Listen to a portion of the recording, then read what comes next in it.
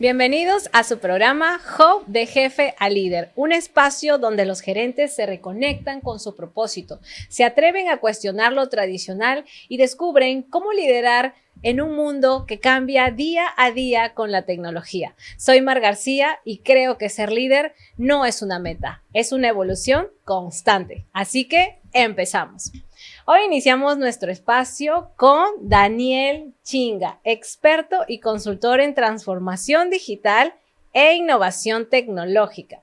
Con más de 18 años de experiencia liderando proyectos como NTT Data, Xfax, Leijer Perú, Jurado Nacional de Elecciones y Cibertech.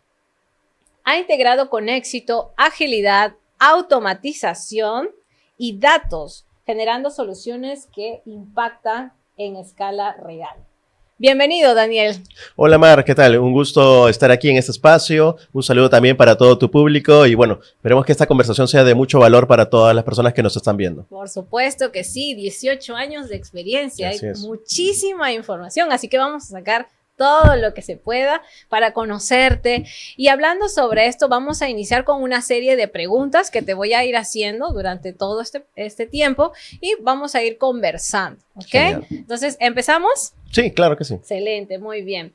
Cuéntanos brevemente tu historia. Según tu experiencia, ¿cómo empezó tu incorporación al mundo de la ingeniería? Porque tú eres ingeniero de profesión. ¿Y cómo entraste a este rubro también tecnológico? Gracias por la pregunta. Mira, yo empecé estudiando en lo que era computación informática en Cibertech, de hecho. También luego empecé a aplicarlo, ¿no? Yo empecé como programador en algún momento, he ido desarrollando algunos otros roles, en el caso de análisis, por ejemplo, como analista, también he sido líder de proyecto en algún momento. Y luego ya estudié lo que es la ingeniería empresarial y de sistemas. Entonces ahí ya empecé el mix como tal de ambos mundos, ¿no? De hecho, desde muy niño sí me llamaba la atención este lado tecnológico como tal. Justo ayer, por coincidencias de la vida, revisaba mis primeras certificaciones y había sido una de ensamblaje y mantenimiento y por ahí de diseño. Entonces, la parte tecnológica siempre me ha gustado. Y bueno, ya son 18 años de mucha experiencia en realidad. Sí, efectivamente. Y qué curioso, ¿no? Porque justo el tema de que nace, empieza, digamos, desde el ensamblado, como tú dices, ¿no? Sí. Y es bastante, o sea, te llama la atención como para continuar. Uh-huh. ¿Cómo definirías tú la ingeniería de sistemas? Mira, la ingeniería de sistemas generalmente académicamente te va a decir que es la unión de tecnología, pero que da resultados al negocio. Y de hecho, es cierto. Sin embargo, muchas veces caemos en solamente ingeniería de sistemas, solamente la parte tecnológica, pero en realidad no debería ser así, porque si hacemos tecnologías, herramientas, la pregunta es ¿para qué las hacemos? Entonces eso siempre te va a llevar a que tienes que aplicar la ingeniería de sistemas a un lado de darle valor al negocio, de darle algo a la persona que finalmente te está pagando, ¿no? ¿Por qué lo estás haciendo? Ahora, también mucho más un concepto que creo yo que va de la ingeniería, también es la resolución de problemas, y esa debería ser la base. Yo recuerdo a un profesor que justamente nos decía en la primera clase de algoritmos, ¿no?, que todo iba de solucionar problemas. Entonces, esa parte me llamó mucho la atención. De hecho, cuando fui docente, también se lo repetí en la primera clase a mis alumnos, porque creo que si no tienes claro que quieres solucionar algo, algún pain, algún dolor de la persona que está detrás de la computadora, detrás del dispositivo, entonces, ¿qué estamos haciendo?, ¿no? Entonces, me llama bastante la atención esa parte, porque... ¿Y por qué crees que debe ser así? Porque si hacemos tecnología sin un propósito, entonces simplemente estamos generando herramientas. Por ejemplo, ¿no? Si yo sé que a una persona le cuesta de repente abrir una cuenta bancaria, ¿no? Antes hacíamos colas o teníamos horarios determinados, pero ya cuando tú empiezas a generar o a ver ese problema y le das una solución correcta, vas a explorar muchos caminos para poder llegar a esa solución. Ahora, ¿por qué te lo menciono? Porque muchas veces amanecemos iluminados y decimos, ya, yo quiero implementar este producto, ¿no? Y si tú recuerdas, en el contexto de pandemia se empezaron a crear muchas aplicaciones. La pregunta es si hoy por hoy siguen teniendo la misma masa de usuarios activos. Entonces, claro, nacemos con buenas ideas, creemos que el producto que estamos creando muchas veces va a solucionar algo, pero la verdad es que si no bajamos a conversar con la persona, oye, por qué lo necesitas, necesitas esto, o de repente con ABC cosas te basta. Entonces, si no vemos al usuario detrás, a esa persona que tiene algún problema, alguna necesidad, pues simplemente estamos creando soluciones por incluso hasta subirnos el ego nosotros, decir yo hice esto, pero la verdad que no estoy dando una solución real, ¿no? Ok, qué interesante. O sea, prácticamente nos estás diciendo que la ingeniería de sistemas da soluciones. Debería dar, incluso, claro. Sí, ok. Debería dar solución a algo. ¿Y cómo diste tú el paso? Porque dentro de tu carrera como ingeniero has pasado por situaciones en las que has realizado actividades de programación, has sido programador. ¿Y cómo ha sido ese salto de programación a temas de agilidad? Bueno, ese salto creo que fue natural, Okay. ¿ya? Pero sí ha tomado varios años. Ahora, te comento, en el lado de la agilidad yo empezaba a leer, a informarme un poco, a asistir a algunos eventos ya más o menos más de una década. ¿Ya? Sin embargo, todavía estaba haciendo tareas pues, de programación, de análisis que me gustaban. De hecho, a mí programar me gusta. Hasta ahora lo hago, te comento. ¿Cuál es tu lenguaje favorito? Bueno, yo nací, por decirlo así, en el mundo de .NET, todo el ecosistema .NET. Actualmente trabajo con Python, pero digamos para proyectos personales, muy pequeños en realidad, ¿no? Entonces, me gusta, de hecho, porque si yo tengo igual lo que te decía, un dolor o algo que quiero resolverlo más rápido, voy a programar y ya, listo, ¿no? Entonces, luego empecé haciendo analista, pasé a liderar proyectos y ahí es donde yo veo que hay una gran necesidad de poder escuchar al cliente. Empecé a estudiar marco de trabajo como Scrum, por ahí temas de diseño como Design Thinking, que me permitían acercarme a la persona, conversar con los usuarios y ver que realmente necesitaban una solución acorde, uno, a su presupuesto, a su necesidad y también el contexto en el que estaba. Entonces, esa parte humana de escuchar, de ver, ¿no? Porque muchas veces en la ingeniería te dicen, ya, anda, captura tus requerimientos, te reúnes con el usuario, esto es. Pero si tú no lo ves en la cancha, realmente cómo hace su trabajo, cuánto tiempo le demora, qué herramientas utiliza, cómo lo hace, con qué actitud, no vas a entender completamente. Y eso es parte del Design Thinking que te ayuda a ver eso. Entonces, esa parte de liderar proyectos creo que me llamó mucho la atención porque veía que nuestro equipo desarrollaba muy bien, entregábamos soluciones, pero muchas veces nos retaba el usuario a que, oye, ya pasó, porque en ese entonces era con reglamentos, ¿no? Porque estaba en el Jurado Nacional de Elecciones y había que cumplir normas. Y mira, te cuento algo, una anécdota. En esta época nosotros desarrollábamos sistemas y teníamos que basarnos en la Ley Orgánica Electoral, ¿ya? Que era un compendio. Entonces, al final terminaba yo leyendo más la ley y cuando capacitaba a los usuarios no me preguntaban por qué hacía el botón o cómo hacer esto en el sistema, sino me preguntaban directamente y me cuestionaban, ¿cómo tu sistema soporta a la ley que yo tengo que cumplir? Entonces, ahí te das cuenta que tienes que trabajar con las personas. Ahora, eso fue llevando a que las personas tenían que tener una capa de liderazgo que no era la tradicional, que no era quien te daba el cronograma, ya tú haces esto porque tienes estos skills, sino empezar a ver de que hay mejores formas de trabajar en equipo.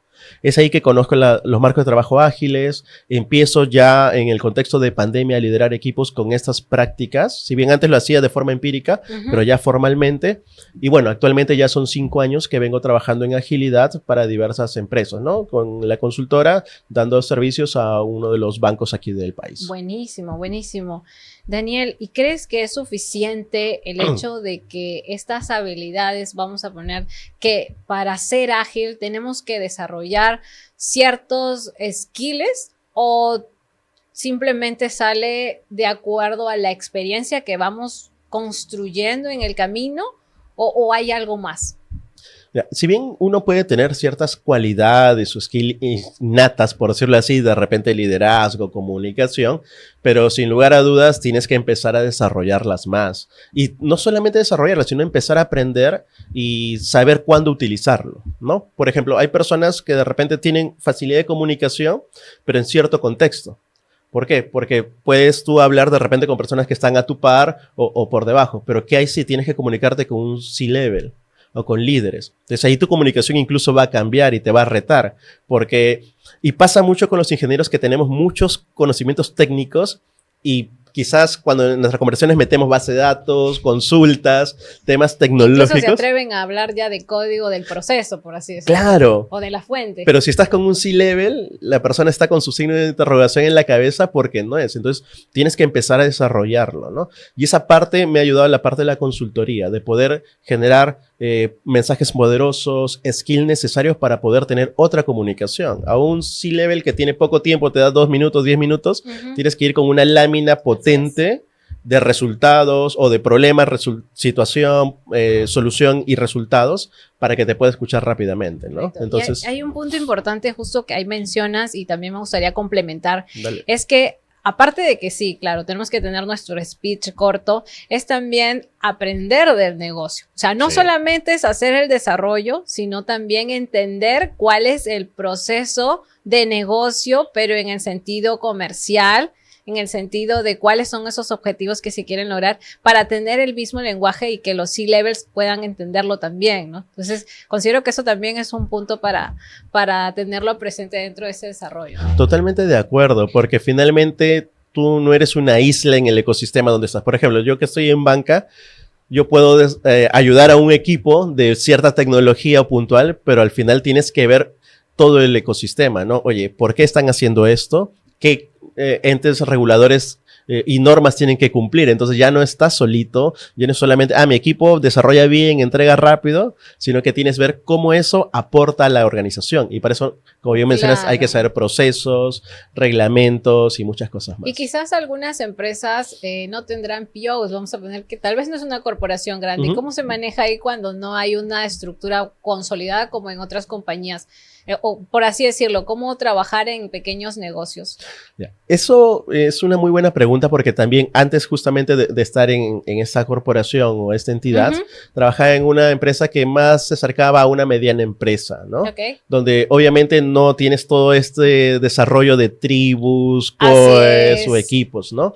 Pero sí teníamos algunas prácticas. De hecho, nos sirvió bastante porque identificábamos a líderes usuarios. Nosotros le llamábamos así porque finalmente era la parte del negocio con quienes conversábamos. Y a veces nos daban, bueno, el 30% de su tiempo, el 40%. Entonces, no tenían el rol de PO, pero sí era el puente de comunicación entre el equipo tecnológico y el negocio, ¿no? Entonces, sí los teníamos. Y ahora, para ello, justamente lo que mencionaba, la escucha activa, el saber qué decirle y sobre todo poder motivar a que cambie la forma de trabajo, ¿no? Que no solamente ya me dices tus requerimientos cuando me reúno, sino estar allí, ¿no? Estar disponible, y para ello es muy importante la comunicación también. Efectivamente, sí, o sea, creo que hay pilares que estamos sacando aquí, que es el tema de la comunicación, el hecho de conocer de negocio, también la parte de liderazgo y el trabajo en equipo, que también lo mencionas y es importante porque finalmente puede ser que la empresa no sea tan grande, pero todas las áreas intervienen para poder cohesionar y lograr un resultado. Correcto. En tu experiencia, Daniel, como docente, porque has estado en diferentes centros de educación, y tú que ves de cerca a las nuevas generaciones, ¿crees que las nuevas generaciones están preparadas para este mercado tecnológico? Definitivamente sí lo están. De hecho, ellos aprenden mucho más rápido y eso ya en mis últimos años de docencia me daba cuenta. Ellos rápidamente aprendían e incluso te retaban. Profesor, yo he visto tal video y debería ser así.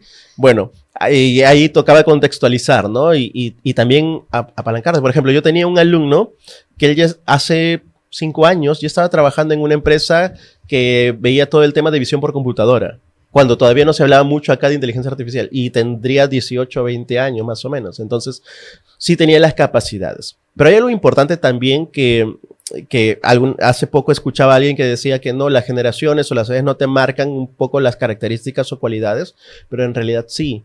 Y a veces pasa que como líderes no entendemos a esta nueva generación que hoy en día busca aportar más tecnológicamente quizás, aprenden más rápido que nosotros de repente, que nuestra generación, y que sobre todo hay más oportunidades.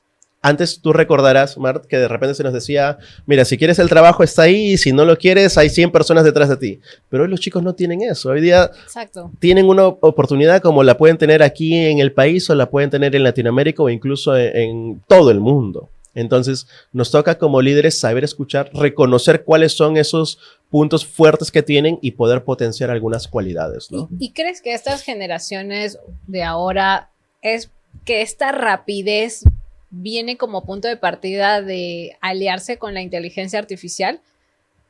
Tiene su punto, porque, mira, por ejemplo, los bebitos aprenden rápido a utilizar el YouTube sin que tú le digas este es YouTube, ¿no? Saben, identifican el icono y entran. Entonces, las nuevas generaciones, de hecho, si utilizan la inteligencia artificial correctamente, pueden potenciar eso. El tema es para qué estamos usando la inteligencia artificial. Si lo estás buscando para buscar las respuestas de tu examen, pues déjame decirte que le estás haciendo un mal uso. Pero si en realidad lo utilizas para aprender, para potenciar, pues obviamente te va a servir bastante, ¿no? Entonces, creo yo que la inteligencia artificial es una herramienta actualmente, ¿ya? Y luego te comento por qué. Es una herramienta que te acelera, pero si tú estás haciendo bien las cosas, te va a potenciar a la N, pero si estás haciendo mal las cosas, lo utilizas con malos fines, pues también eso va a salir rápidamente a flote, ¿no? Y es ahí donde quiero llegar, a ese punto del propósito, ¿no? Porque hay muchas empresas que, por ejemplo, estuve viendo información de que el 28% de las empresas aquí en el Perú están empezando a trabajar ya con inteligencia artificial. Pero tal vez ya hablando de un punto en el que estamos tratando de eliminar ciertos procesos repetitivos y generar la automatización. ¿Crees tú que esta automatización debería ser con propósito o quizás está extinguiendo o finalmente la empresa debería quedarse sin dar ese paso de aplicar inteligencia artificial en sus negocios? ¿Qué consideras tú? Lo que tú has mencionado es muy cierto. Todo tiene que ser con propósito. Nuevamente, si hacemos un callback al inicio, o sea, tiene que solucionar algo o reducirte algo, ¿no? Tiene que tener un propósito, porque si no, simplemente estás pisando el acelerador por moda, por hype, por decir yo automatizo, yo utilizo IA, pero en realidad de repente eso no es lo que necesita tu empresa. Hace poco conversamos con algunas personas y decían, oye, yo quiero aprender a proyectar métricas, por ejemplo, ¿no? Y me han dicho que necesito inteligencia artificial para eso. Pero en realidad tú metes las fórmulas o los datos a una tabla de Excel, a una hoja de cálculo y ya lo tienes. Entonces la pregunta es, ¿necesitas un Ferrari para algo que puedes movilizarte de repente con un Volkswagen? Entonces las empresas y los líderes, los gerentes tienen que entender eso. La automatización es exactamente igual, es algo o una capacidad que nos va a servir muchísimo. Y tiene que tener el propósito de reducirte horas, para esas horas invertirlo en otro. Porque la conversión no se queda, ok, yo automatizo, liberé tantas horas, sino, ¿qué hago con esas horas? ¿O qué hago con ese dinero que representa esas horas ahorradas? ¿En qué lo estoy invirtiendo? Porque si no, simplemente estamos quedando a la mitad del cuento. ¿Y cuál sería una recomendación para estas empresas que ya están empezando a aplicar, tal vez están que funcionan y sí están viendo resultados? ¿Dónde encauzarían este tipo de, digamos, de reducción de costos? ¿Hacia dónde lo emplearían?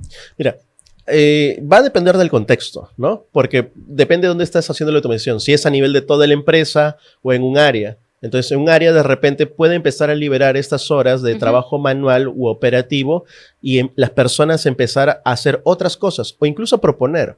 Ahora, si estamos en una capa más intermedia, si tú le liberas las horas a, por ejemplo, POs, líderes, jefes de áreas, entonces ellos pueden encauzar esas horas en definir nuevos modelos de negocio, nuevas oportunidades, nuevas alianzas, nuevos productos, ¿no? Y si vamos a la capa más alta, pues también, ¿no? Entonces es como que desde abajo podemos ir empujando. Oye, la persona que es operativa de repente va a liberar horas, pero puede hacer más o puede hacer otras cosas. La capa intermedia puede buscar nuevas oportunidades y obviamente el negocio pues también va a tener horas ahí libres y recursos para poder utilizarlo. Ok, eso suena bastante bien los beneficios que podemos tener con la automatización, aplicando el uso de la IA. ¿Y cuál sería, digamos, esa decisión que tendría que tomar el gerente para poder dar ese paso de automatización en su negocio? Yo creo que debe pensar en 3 preguntas importantes. La primera es, ¿qué propósito busco? Segundo, ¿cómo lo voy a gestionar? Y tercero, ¿qué voy a hacer con los resultados o cómo lo voy a medir? ¿Por qué estas 3 preguntas? Porque si no tenemos propósito, estamos de acuerdo en que simplemente estamos solamente por moda, ¿no? Y mira, te comento, eso pasa muchas veces. Automatizamos, pero la pregunta es, ya, ok, ¿cómo lo mido? ¿Cuántas horas he ahorrado? ¿Cuánto dinero he ahorrado? ¿Qué estoy haciendo con eso? Y a veces hacemos automatizaciones que no le dan valor. Y me ha tocado verlo. Por ejemplo, a veces empezamos a decir, ya voy a hacer mi gran catálogo de automatizaciones, tengo 30 automatizaciones. Cuando ves los resultados, ves que una automatización de repente se ha usado 2 veces en 6 meses. Entonces, ¿qué estamos haciendo? Le he invertido más tiempo a hacer una automatización que casi nadie lo usa. Claro. Entonces, para evitarnos esos escenarios, hay que ir antes. Pensar cuál es el objetivo, a dónde poner ese foco, ¿no? Lo segundo que te mencionaba tenía que ver bastante con qué estoy buscando, ¿no? ¿Qué voy a hacer con las horas que estoy invirtiendo? ¿Cómo lo voy a gestionar, ¿no? Porque no es solamente decir, ya, yo automatizo, porque me habilitaron las opciones de automatizar o me dieron las herramientas, sino cómo lo voy a controlar. ¿Cómo voy a decidir precisamente qué automatización hacer? ¿Quién va a ser responsable? ¿Cada cuánto voy a sacar métricas para ver el impacto? ¿Eso cómo lo voy a cuantificar? Porque no solamente se queda en horas. Para la empresa o el gerente es importante saber cuánto dinero representa eso, ¿no? Así es. Entonces, hay que tener todo un modelo de gobierno sobre la automatización también. ¿Quién va a ser responsable? Y sobre todo, ¿quién va a ser responsable de los resultados? Y pasa lo mismo con la inteligencia artificial. Justo últimamente yo estaba viendo un modelo, justamente que le denominamos modelo de gestión. Está basado en la dialéctica hegeliana, que lo que nos dice es que cada cierto tiempo hay una tesis y después de esa tesis, o la verdad absoluta, por decirlo así, sale una antítesis, que cuestiona, que derriba. Pero al final, las dos en esta fricción generan una síntesis, que es como que lo mejor de ambas prácticas. Pasó con la agilidad. Por ejemplo, antes era PMI, gestión, predictivo, salió la agilidad.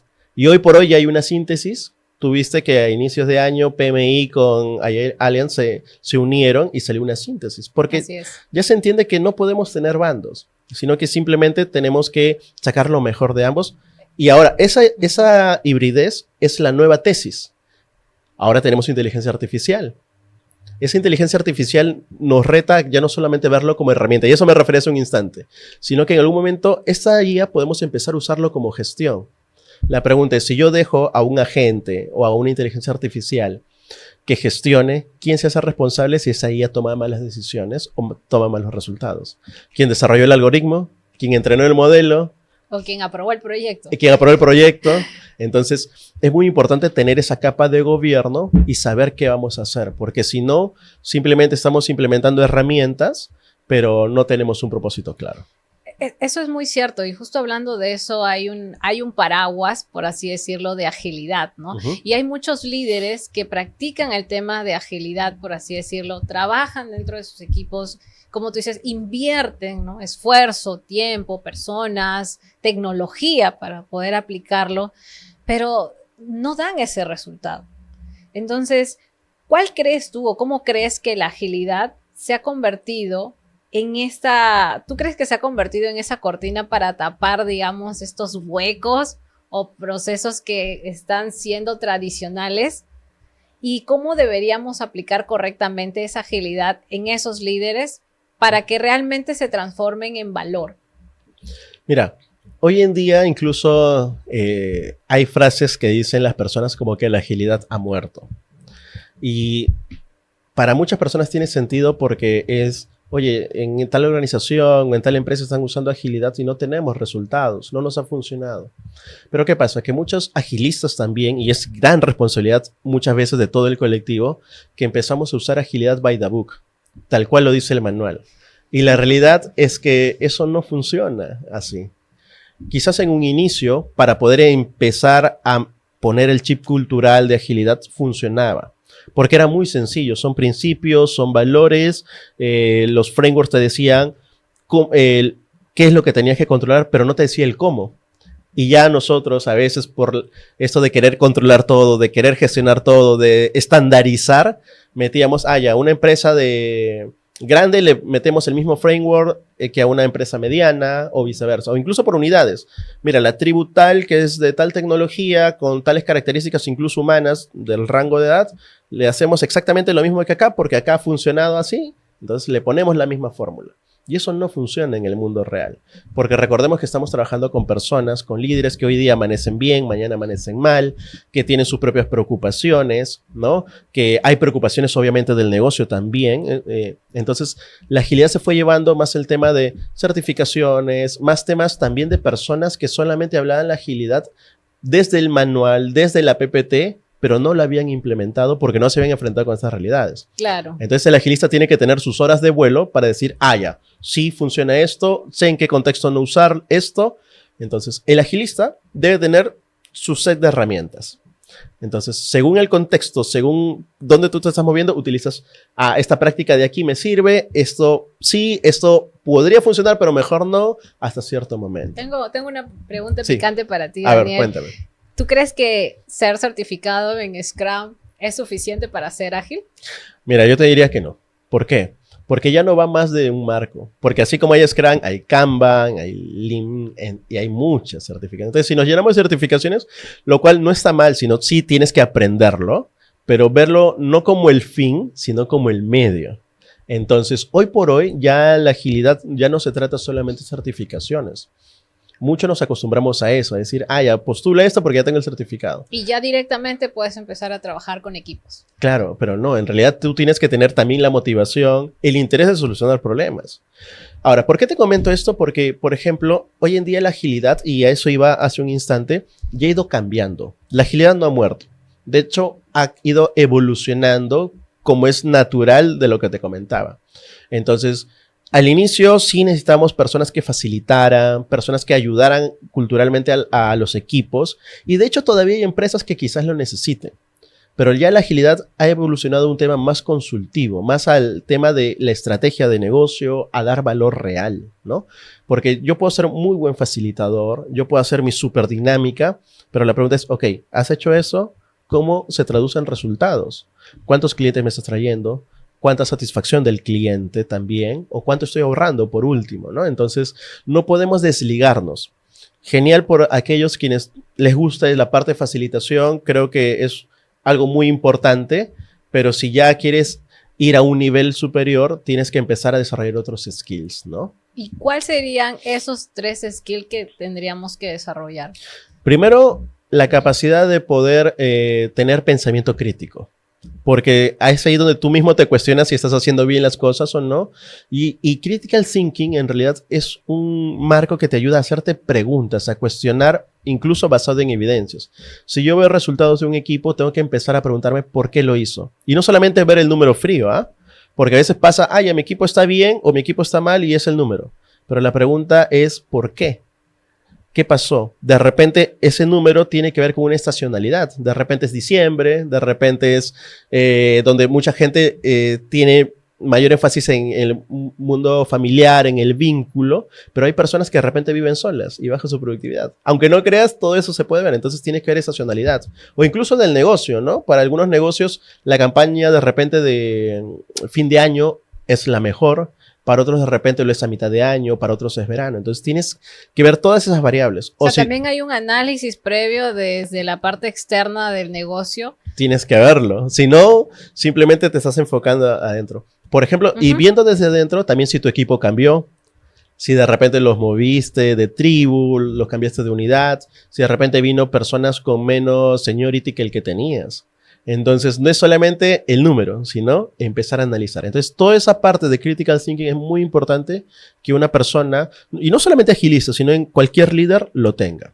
Okay, el segundo skill, te diría que la comunicación a un nivel C-level. ¿Por qué? Porque tú a la par, pues, podemos hablar de diversas cosas y hacia abajo es mucho más sencillo porque es como que ya tú dices algo y alguien tiene que obedecer. Pero hacia un C-level pasa al revés, que él te va a retar. Y lo que hablamos hace un instante, ¿no? Te da poco tiempo y tú tienes que ser muy exacto con lo que le vas a decir y cómo le vas a decir. Porque tomando el caso de un equipo que esté de bajo rendimiento, no vas a ir a decirle, oye, tu equipo está bajando. Tienes que explicarle justamente todo el resto, pero es por esto, y eso lo valora. Y eso me sirvió a mí porque yo tenía un PO que me retaba constantemente y un trail leader que me retaba y me decían, Daniel, yo ya sé los números, está en el dashboard. la primera vez que conversé con él. Yo quiero que tú me expliques el por qué y sobre todo tráeme un plan de solución. ¿Qué es lo que les interesa a los C-level, ¿no? A los líderes? Y la segunda cualidad, bueno, esa parte o la segunda tenía que ver con la comunicación y los power messages. Y la tercera creo que es la empatía. Yo lo pondría allí importante porque si tú no piensas en cómo se siente la otra persona, no vas a entender. Muchas veces se dice la empatía es como ponerse en el zapato del otro. Pero ¿qué tal si esa persona es otra talla diferente? Entonces no va, sino va de sentirlo, de acompañarlos, de escucharlos, ¿no?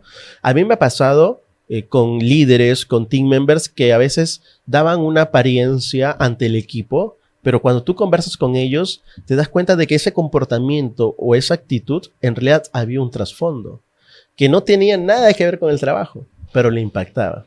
Entonces, si tú no los escuchas y empiezas a retarlos, oye, mira, podríamos hacer esto, podríamos hacer lo otro, pues simplemente estás, sí, trabajando para dar valor, pero no hay que descuidar esa parte humana.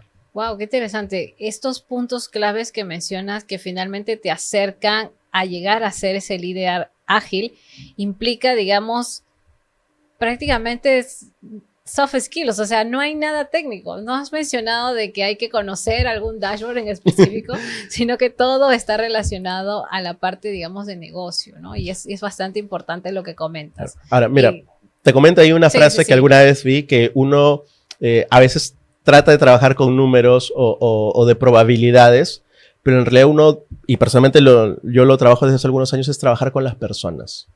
Porque yo les puedo decir, chicos, hay esta métrica, tenemos que hacer ABCD para llegar a ser verdecitos.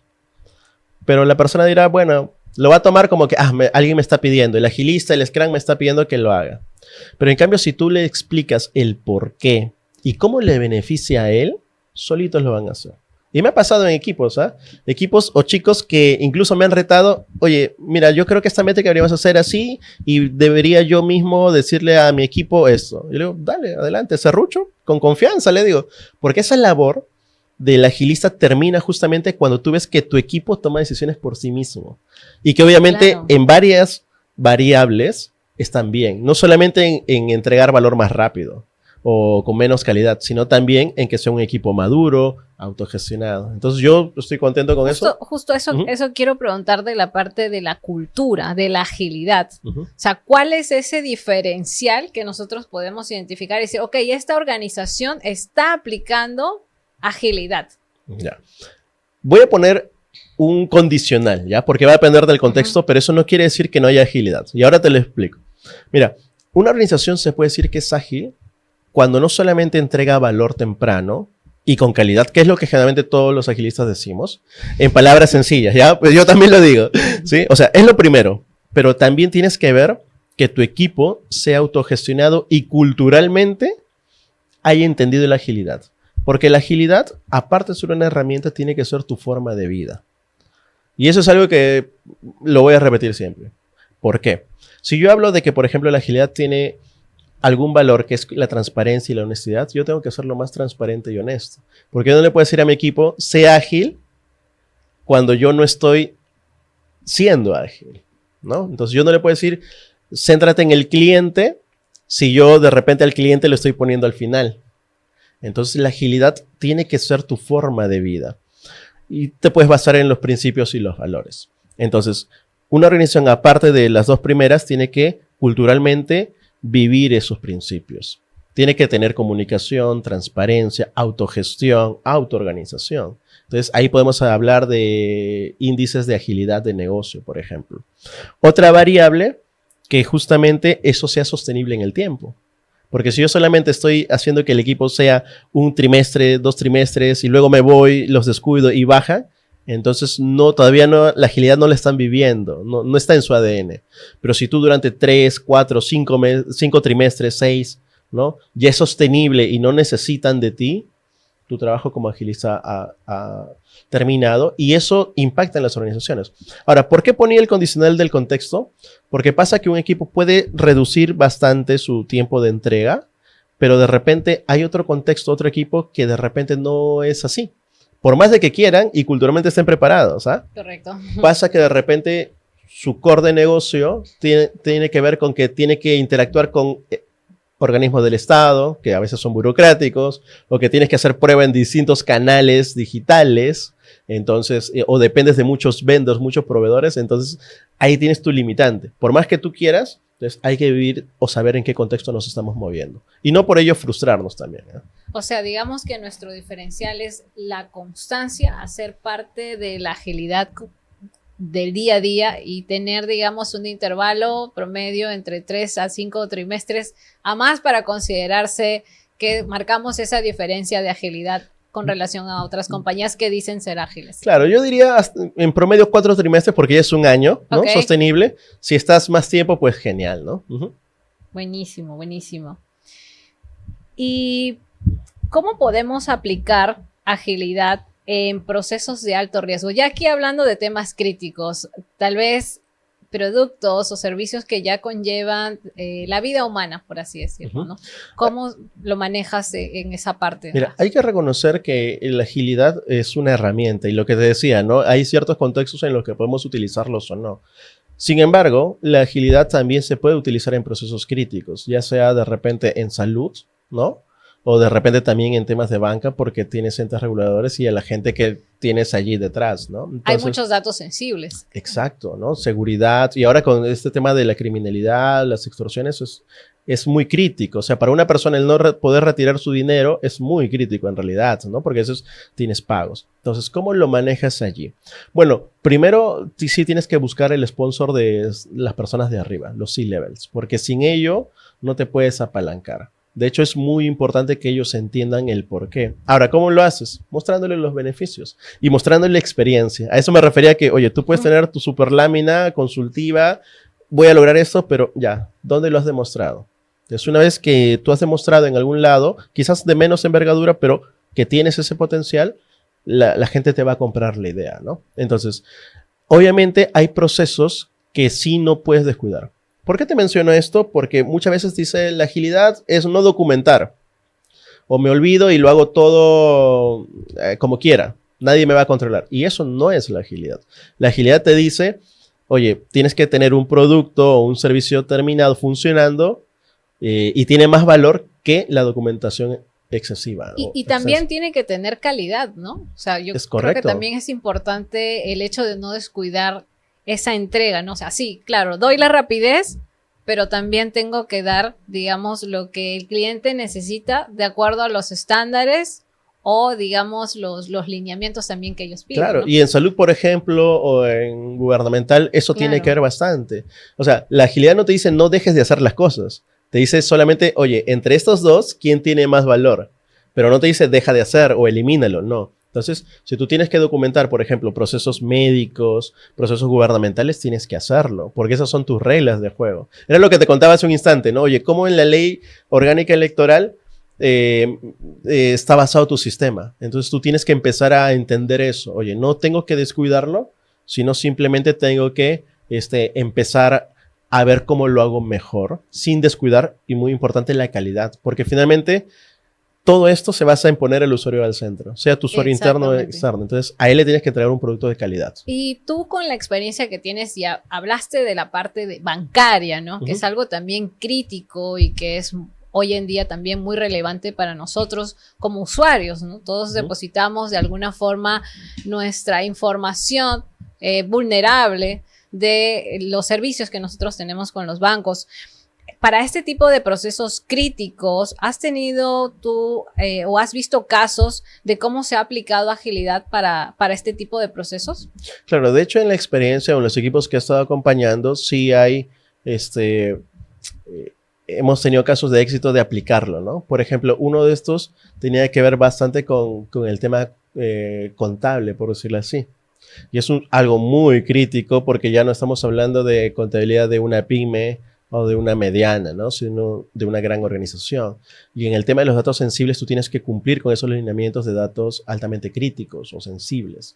Y no solamente por la organización, sino por todo el tema regulatorio que existe, no solo nacional, sino internacional. Entonces, tú tienes que ir hacia los canales y decirle, oye, ¿tú me aseguras que no va a pasar? Entonces, sí hemos tenido, y algunas prácticas por ahí, por ejemplo, son slicing, BDD, que te pueden servir para empezar. Oye, tengo esta gran entrega y cómo le empiezo a a disminuir o ser más ágil sin descuidar esta calidad, ¿no?